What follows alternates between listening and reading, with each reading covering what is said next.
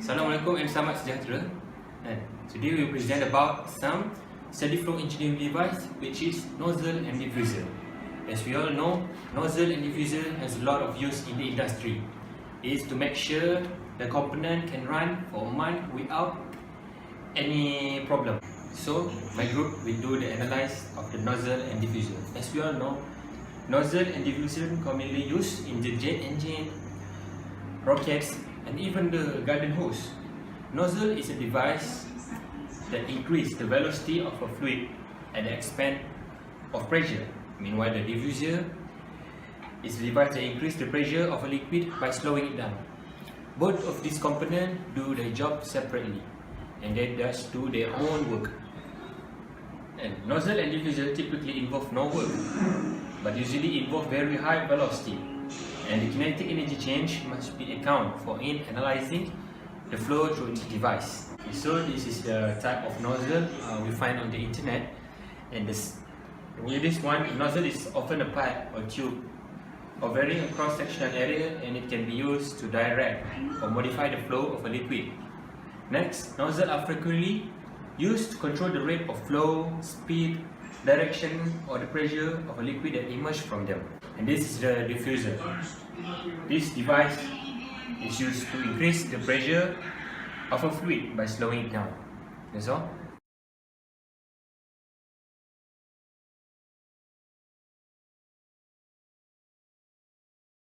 Again, this question where we were to find mass flow rate in diffuser. It is given here P1 equal to 80 kilopascal, P1 10 degrees Celsius, V1 200 meter per second, A1 equal to 0.4 meter per second. Okay, to find mass flow rate, is given here that this diffuser is in control volume. Since mass cross system boundary during the process. So mass flow rate 1 equal to 2 equal to m air here. So our assumption, this is steady flow process since there is no change with time at any point.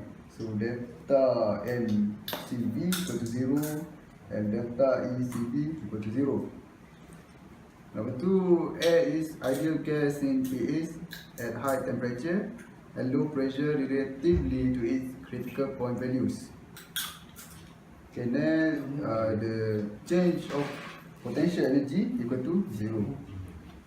The heat transfer is negligible, and kinetic energy at diffuser exit, kinetic G here, is also negligible. And lastly, there is no work interaction. So that is our assumption. As to find mass, we have to use this formula. So mass flow rate equal to 1 over specific volume of air times velocity times area 1. Firstly, we must find the specific volume of air. Yes, the volume of air is RT1 over P1. Okay, to find it. So firstly we have to find specific volume of air. Okay, the R here is constant, which is 0.287, and temperature is 283, and P1 equal to 80. So we got the final answer for specific volume of air is 1.015 meter cube per kilogram.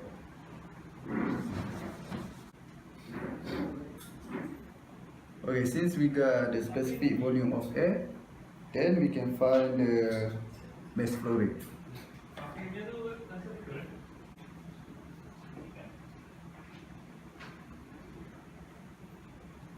So the mass flow rate is 1 over 1.05 times 200 times 0.9. We got 78.8 kilogram per second. So this is our final answer to find mass of flow rate. Okay, so lastly, since flow rate is steady, the mass flow rate through entire diffuser remain constant at this value, which is 78.8 kg per second. Yeah. So for question B, under the stated assumptions and observations, the energy balance for this steady flow system can be expressed in the form of rate, which is E in minus E out. The equation for energy transfer by heat, work and mass equal to dE system over dt. So dt is equal to 0 because the system is steady, and the last equation become E in equal to E out. And then we substitute the value of E, m h1 plus v squared 1 over 2 equal to m h2 plus v squared 2 over 2. And then we simplify the equation and we get h2 equal to h1 minus v squared 2 minus v squared 1 over 2. So the exit velocity of a diffuser is actually usually small compared with the inlet velocity.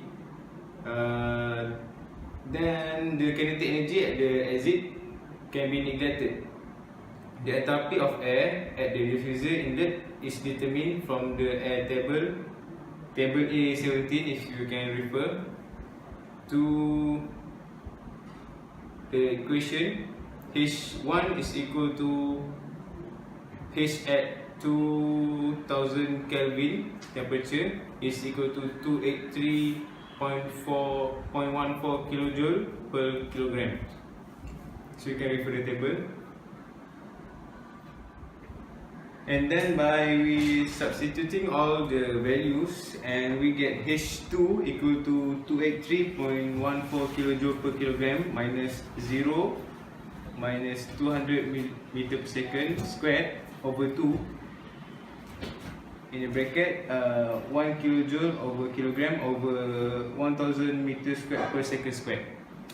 So the answer is 303.14 kilojoule per kilogram, and the final answer for T2 is equal to 303 kilo Kelvin. Sorry. Thank you.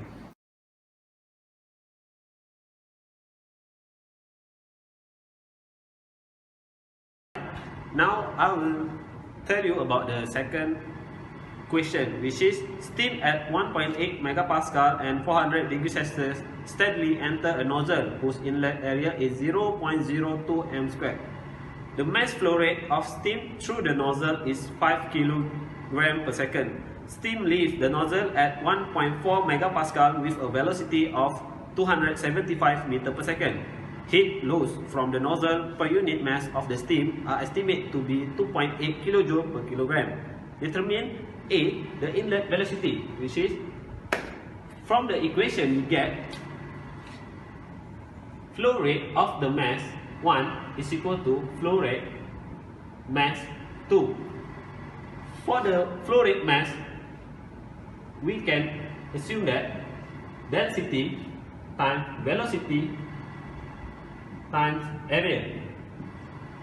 From this equation, we can get that the density we can assume that is 1 over specific value, which is we can get that the rate of the mass, the flow rate of the mass, which is 1 over specific value times velocity times area. From the question given, we can from the question we have given that the P1 is equal to 1.8 megapascal and temperature 1 is equal to 400 degrees Celsius. And so we proceed to the second question of P, which is the exit temperature of the steam. So this is a steady flow process. Then E in minus E out is equal to d over dt. This will become 0, and from here we get here, and from this we turn it into equations. Q in plus W in plus summation of mass flow rate in times H plus V square over 2 plus GZ is equal to the total energy out. So since there's no heat enter the system, we can cancel out this, and no power enter the system, we can cancel this, and no power go out from the system, and we can cancel this. And we can also cancel, since the delta PE here is equal to 0, so we can cancel here and here, which leads us to this equation. So from this equation, we get this Q out, Q out. We arrange back the equations, turn to be H2 that we need to find. The mass flow rate is already given, but I think we don't use for the answer since we can cancel out this. V1 we have got from the A questions, and V2